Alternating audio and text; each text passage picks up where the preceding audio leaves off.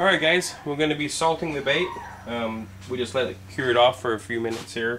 It's still hot, the bait's still a little wet, and we're just going to basically sprinkle a little salt on there. Now there's a couple different ways you could do this. You can wait for the bait to dry, and then while it's still hot, pour it out, and then basically smear it on salt.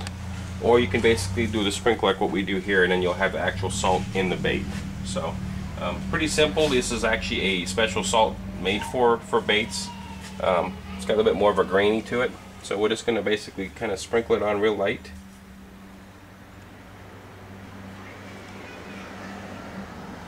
I usually just do the main body. The fins and tails I'm not too concerned with.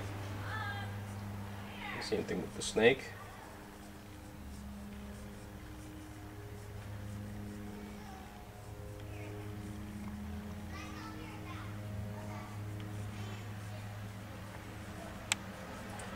That should be about it. Now the bait's still wet and it's still hot, so you want to be real careful when you do this.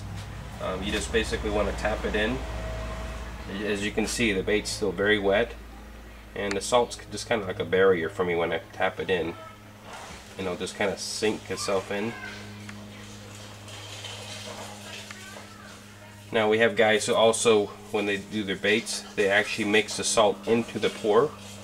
You can pour the salt that way as well, but it doesn't hold up as well when you do it that way. You tend to break down.